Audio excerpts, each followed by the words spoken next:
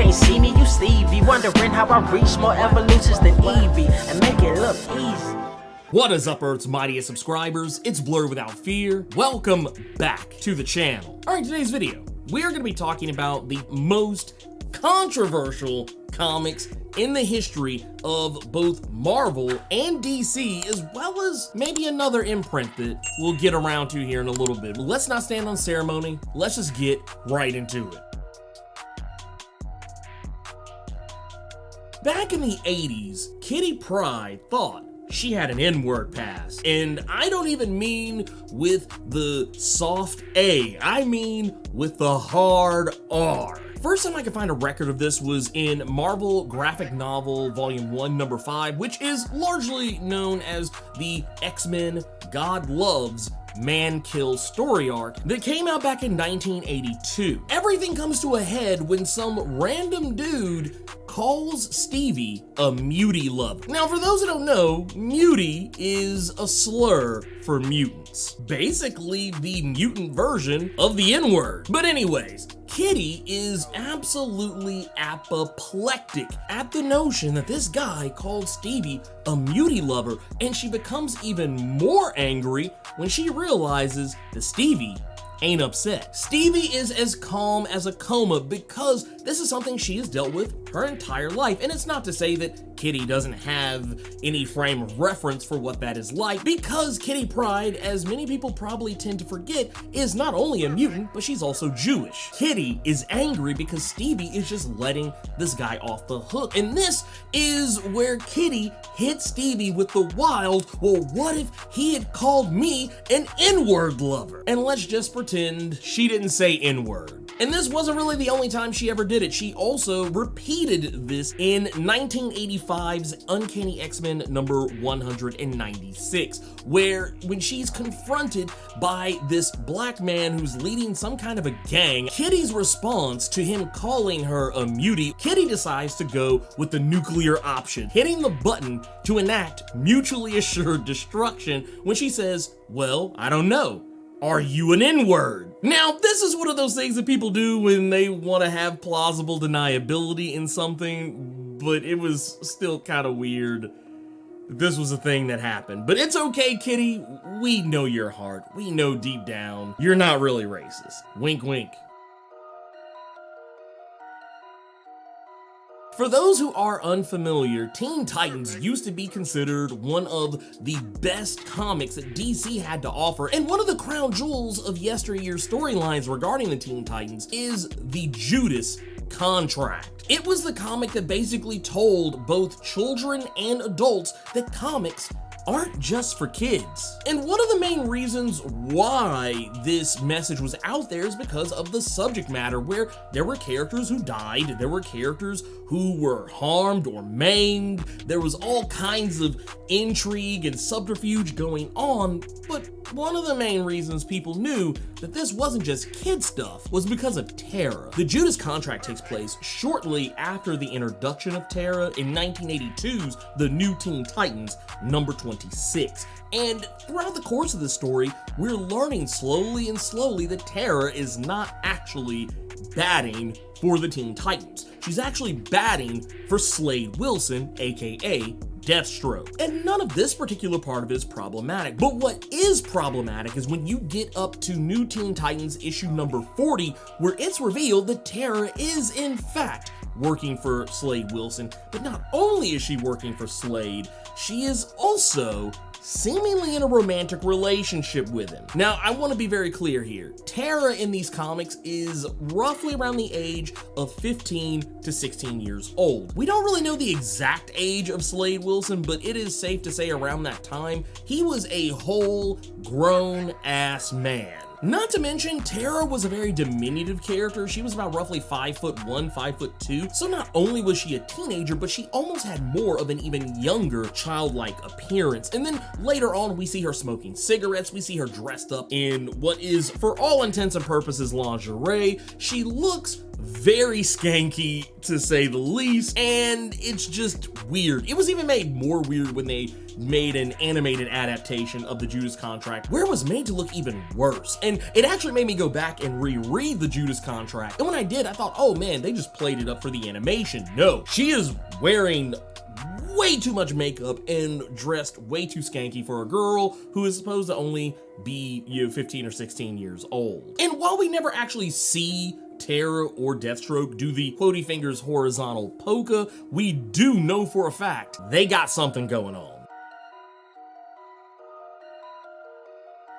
Full disclosure, I don't believe that Moon Knight is a homophobic character. But at the time of Marvel's Spotlight, the Moon Knight number 29 in 1976, I would forgive you if you believed it. And it's because, and you'll probably hear me say this more often than not over the course of this video, comics were just in a very different place back then, and casual homophobia, casual racism, casual sexism, casual transphobia, all of this stuff was, pretty casual. You didn't have to worry that anyone was going to cancel you over it. And it's in this issue where Moon Knight is being incredibly homophobic towards a character by the name of Merkins. Now, I want to be clear when I say this, that he doesn't say anything that by today's standards would make you go, that guy's homophobic. It's all kind of things that people used to say very commonly back in the 70s and even the 80s. He doesn't actually outright call Merkins gay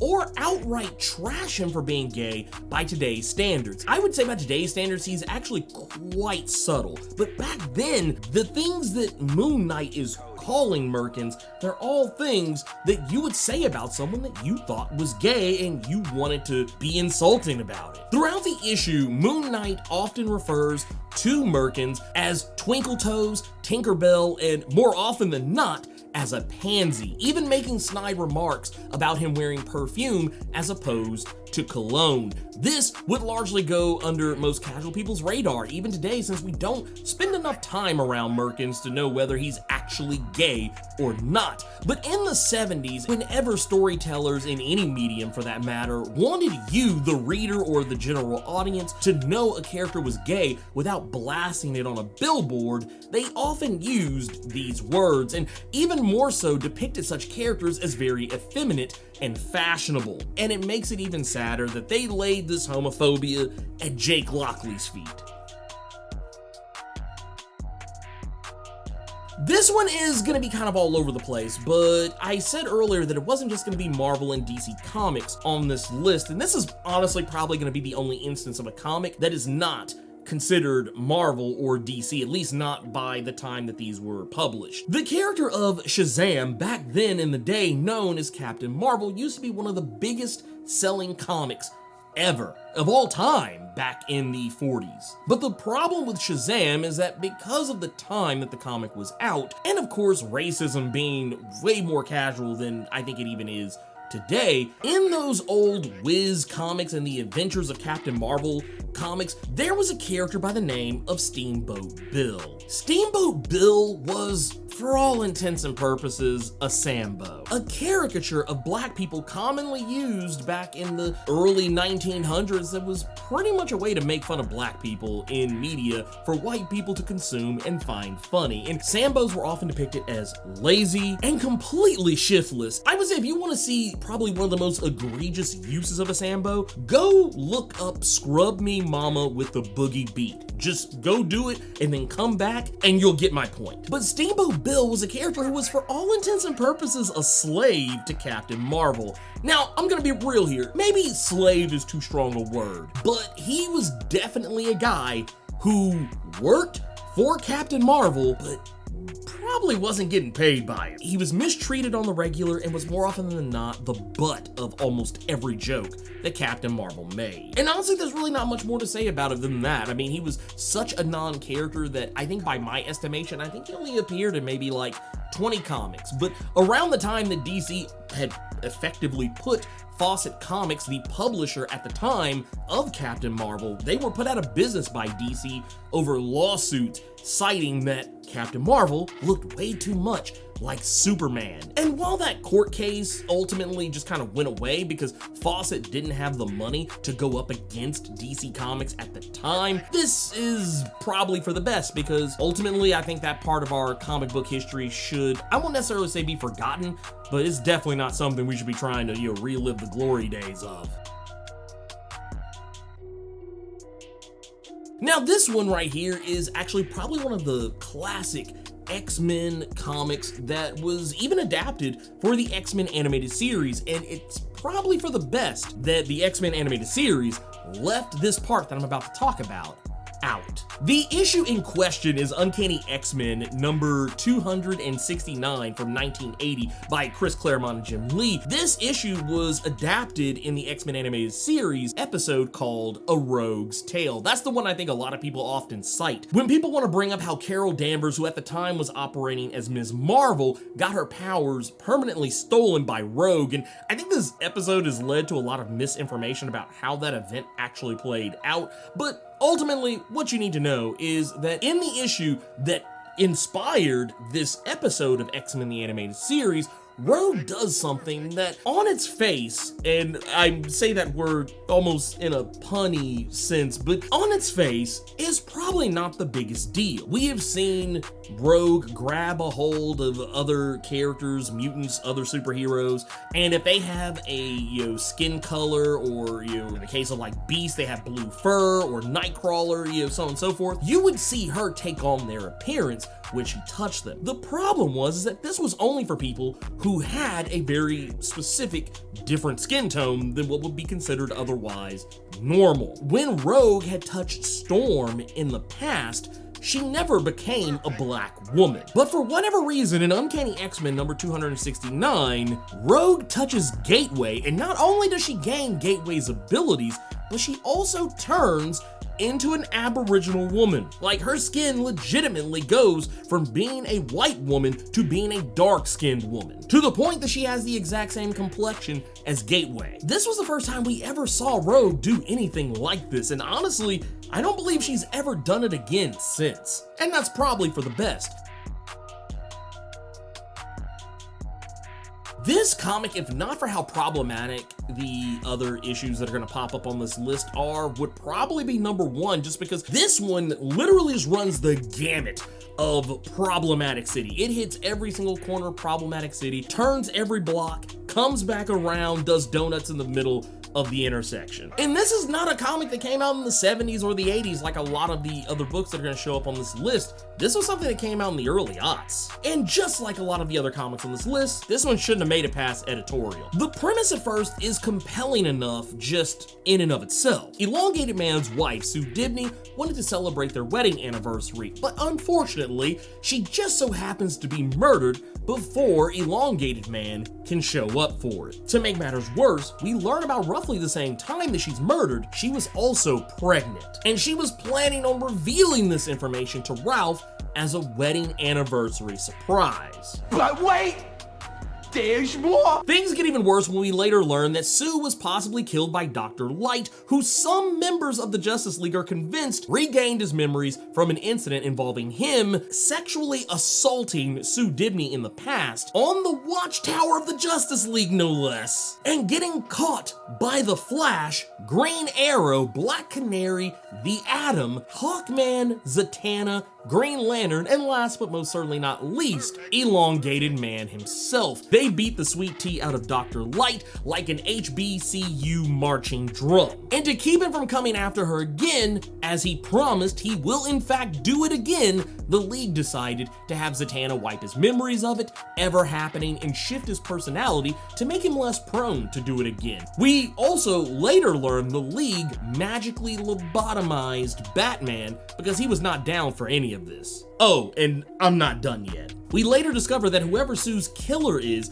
trying to kill Adam's wife, Jean Loring, after she calls Adam in a panic as if someone was attacking her. Adam shows up just in time to find his wife hanging from a noose, but he's able to save her. At the time of this comic, they weren't even living together. I believe they were estranged. And while this incident did happen to rekindle their relationship, it wouldn't last long. Because Jean, as it turns out, was the killer the whole time. She was the one who killed Sue by accident, she claims. She wanted to use Adam's tech to shrink herself to subatomic size, enter Sue's head through her ear, and give her a little knock-around, leading to her to believe that a supervillain was trying to knock her out and make the League believe the same thing, so that for whatever crazy reason she believed this would make Adam worry about her enough and they'd get back together, which in a roundabout way she was kind of right, because that is what ultimately happened until the plan fell completely the F apart. The problem with Jean's plan is that she went too far. She didn't just knock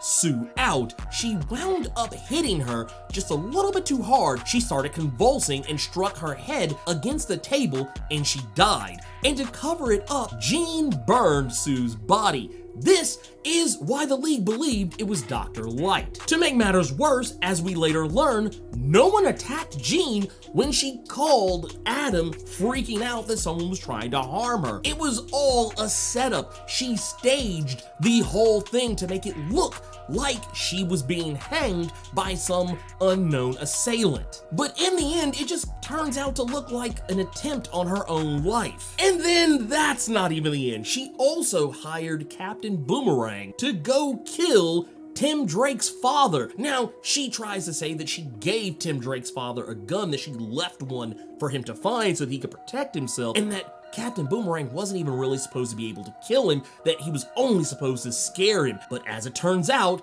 that wasn't the case, and Captain Boomerang kills Tim Drake's dad. And this is why you no longer saw Jean Lorraine anymore, because she wound up being thrown into Arkham Asylum because she was a whole sociopath. This story is problematic for so many reasons because it just plays with the themes of suicide and sexual assault and probably a bunch of other words that'll probably get this video demonetized. Okay, so I'm gonna paint you a picture. It's 2017, Jordan Peele has released what I believe is probably one of the most instant classic horror movies of all time in Get Out. But little did we remember, Chris Claremont did it first. Yes, that's right, in Uncanny X-Men number 151 in 1981, Emma Frost used some kind of a device that we were never really given a name for, but she uses this device to create this flash effect, and it effectively swaps the bodies of Storm and Emma Frost. Storm is in a white woman's body, and Emma Frost is in a black woman's body. Not only have they swapped bodies, this also means they've swapped powers, meaning that Storm is now a telepath, and that means that Emma Frost is now a weather manipulator. This was all done in an effort to destabilize the X-Men from the inside, and while the plan was, I guess, technically kind of working, it all ultimately backfired because Storm, while she wasn't, experienced with telepathy and how, powers of that magnitude worked, she was able to figure out how to undo the whole thing. And of course, Emma Frost, while she was used to using her own powers, she never quite got the complete and total hang of using Storm's, and a lot of this was probably largely due to the fact that Storm's powers at the time were incredibly nebulous. We knew she could control weather, that was one thing, but at the time, her powers were incredibly wild and unpredictable, even for herself sometimes. And Emma Frost just couldn't hang with it. Ultimately, this was a get out move. They literally took Storm and placed her in a white woman's body, and the way the whole plot was supposed to work out was that Storm would ultimately remain in that body and, for all intents and purposes, never get it back. At one point, Emma Frost even believes that she's killed Storm, meaning that Emma Frost is trapped in a black woman's body, something that she did of her own volition. But what makes it even funnier, and maybe I even think makes this hit less harder than maybe another one we're gonna talk about a little later on this list, is because Sebastian Shaw actually seems more interested in Emma Frost now that she's in Storm's body. Like, he is perfectly okay with the idea that, when Emma Frost says, I might not be able to get my body back, and Sebastian Shaw's like, fine with me. The storyline is very problematic to me, but I think yet another reason why it's not as bad as maybe I would like to believe it is also because Storm does get some comeuppance in the very next issue. She gets to beat the brakes off Emma Frost, and even threatens to kill her. One of the few moments in Storm's publication history where she's actually wanted to kill someone, and the only person who could stop her was Wolverine. And while Emma Frost as a character has largely been redeemed in the eyes of comic book readers since then, this is one of those storylines that I'll always remember about her. And it's sad to me because I really like Emma Frost as a character. I even liked her when she was a bad guy, but when I went back and read this issue, I was like, man, you're making me rethink this whole why I like Emma Frost thing.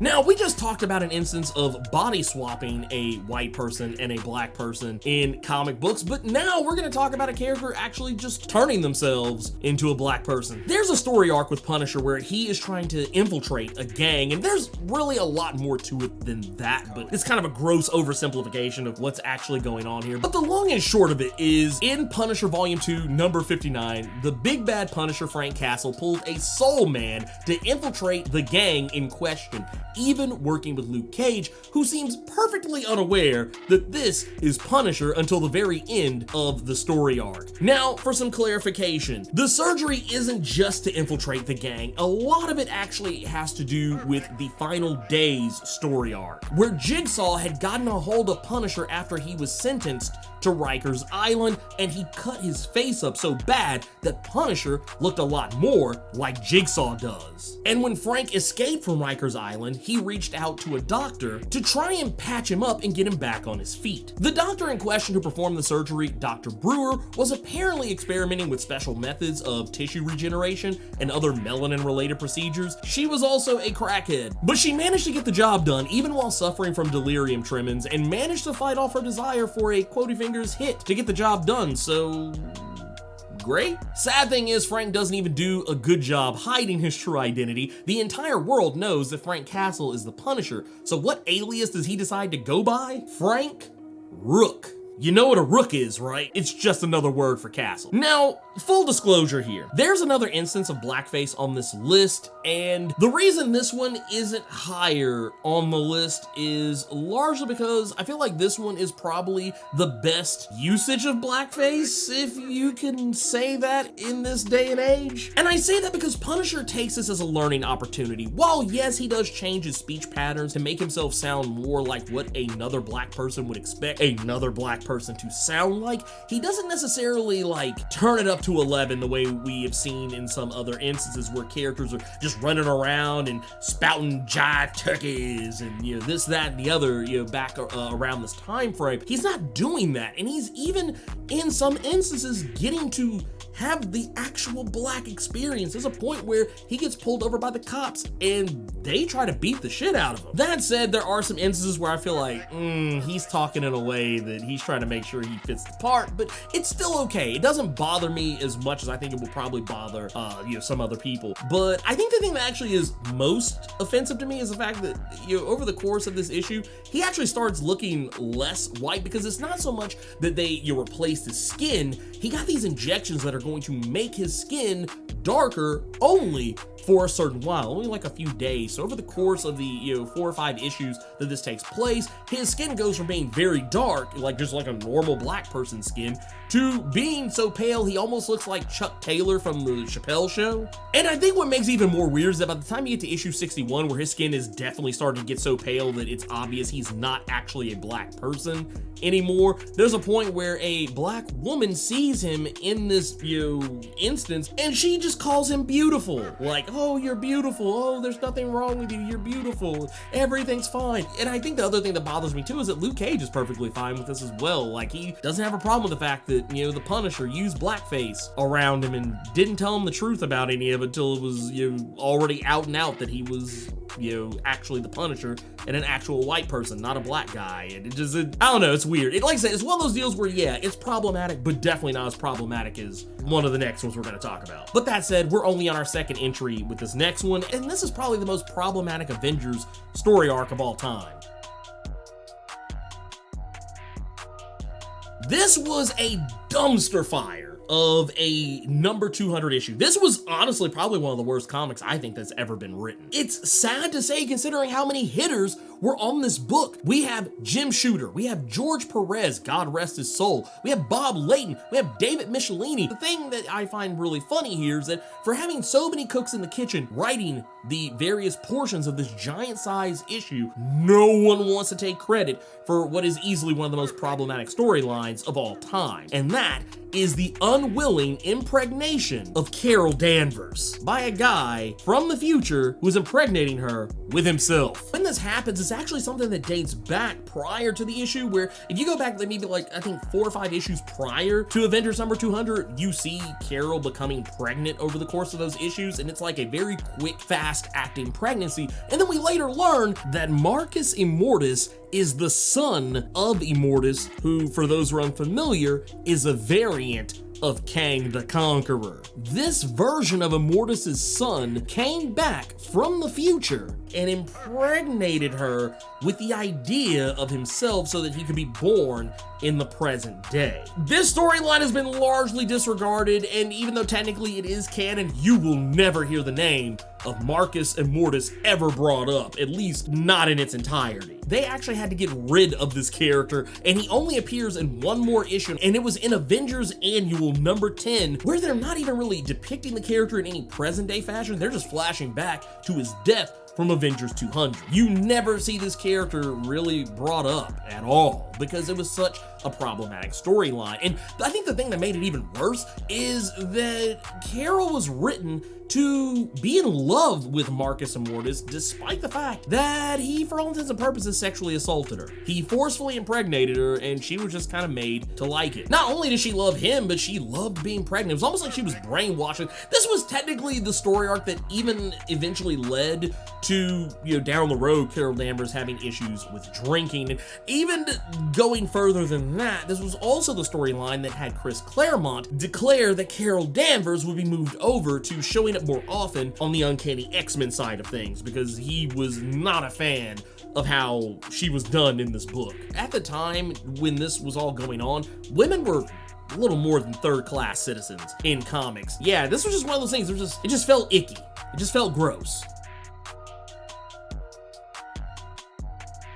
All right, we're here for the last one. Probably the comic that is problematic for so many reasons, not just the content inside of it. Now, I know a lot of people are gonna be like, oh, Blerd, you're overthinking it. They called it Superman's girlfriend, Lois Lane, because, we had Superman's pal, Jimmy Olsen, so that was kind of a play on that. But it was also, to make sure that people bought the comic, because no one's gonna buy a comic about Lois Lane. I get where you're coming from. But to be the star of your own comic, and that comic having a title that basically tells people that, hey, buy this comic because Superman's gonna be in it to some degree or another, is just very telling about where the comics industry and the readership was at the time. But anyways, Superman's girlfriend, Lois Lane, number 106 in 1970. It is, I can't even set this up because it's just so bad. Not only does it have a problematic title, even the title of the actual, story of the comic being I Am Curious, and in parentheses, black, exclamation mark. It's just all over the place.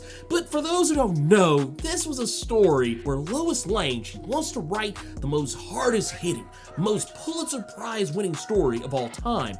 And what does she decide to write her story about? She wants to write her story about the black experience in Metropolis, to tell the world what black people are really like and what are their day-to-day experiences. And while that in and of itself probably is not the worst thing in the world, it's how she decides to go about doing it. That is where the problem is. You see, Lois decides that because black people won't talk to her because, we are a xenophobic people, but every time she tries to talk to black people, whether it's young, old, somewhere in the middle, each of these people, especially once they find out she's a reporter, they don't want to talk to her. Now, I thought this was kind of weird, and I don't know, maybe I just never experienced this in my day, but I just never really saw black people as being scared to talk to reporters. However, if she would have said she was a cop, this would have made sense. Every time Lois encounters black people in this comic, it's always adversarial, or at least standoffish. There's even a point where she's just walking by, mind her own business, and some black guy is riling up other black people about how white people are the devil and points at her. So Lois, feeling like she just can't get a leg up on this, she decides to reach out to Superman, who just so happens to have some crazy Kryptonian tech. In the Fortress of Solitude, he is able to turn Lois into a black woman for 24 hours so that she can infiltrate Quody Finger's Little Africa, which is also, I don't like that name. Let me just go ahead and say this right now. I think that Metropolis has had really problematic names for the areas of their city where black people live. The area they're talking about is basically the south side of Metropolis. That's what Little Africa is, and they don't call it that anymore, thankfully. But the name they chose after Little Africa was the Suicide Slums, which is where Black Lightning was from. After that, they just started calling it the south side. Getting back to Lois though, when she goes out into the world as a black woman, now with no longer having, brunette hair, she's now got a whole afro. She goes out and gets a kente cloth and a head wrap. She's out here looking like a whole Erykah Badu out here. And now suddenly black people are warming up to her. Now, I will give you this.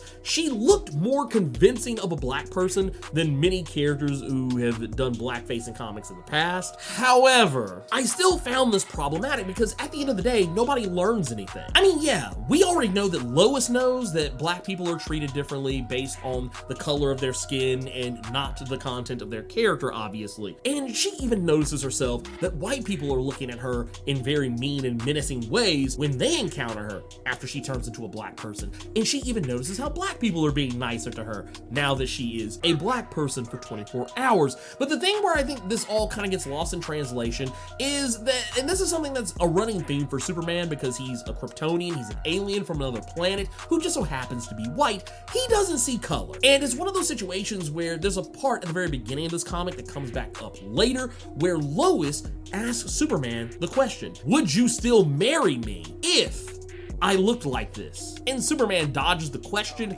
in ways that even the greatest of dodgeballers could dodge a question. And he basically uses the I don't see color argument. And this is something he uses, and we'll probably talk about this at a later point in another video, because I think I have enough content here to make a part 2 to this video. But just know that Superman pretty much avoids answering the question. This comic is not necessarily to teach black people racism is bad, it's meant to teach other people, specifically white people, that racism is bad. And whenever this sort of thing happens and you can tell there are no black people in the room when these things are written, it just makes matters worse. And this is a case study in that, because when you get to the end of this book, when the very same black man who called her a white devil earlier in the issue, he gets shot and he needs a blood transfusion, Lois just so happens to have the correct blood type to match him, and she saves his life. And even though when he saw her last she was black, she's white now by the time that he recovers from his injuries. And he knows that she was pretending to be black, and yet he's just as happy to see her as white people think black people are happy to see chicken and watermelon. I get it. They showcase in this issue how racism is real and how wrong it is, but man, they did not stick the landing on this. But anyways, that's everything I want to talk about with the most problematic comics of all time. I do feel like I have enough content to do another part to this video, because I literally have at least 20 other comics that I could talk about on this. But I don't know, you guys let me know what you think. And in the meantime, if you enjoyed the video, do the YouTube thing, like, share, comment, subscribe, and make sure you tap that notification bell so that way you don't miss out on any of the videos that I put out. Until next time, let me know what you thought about my most controversial comics of all time. Keep it plus ultra and sound off in the comments.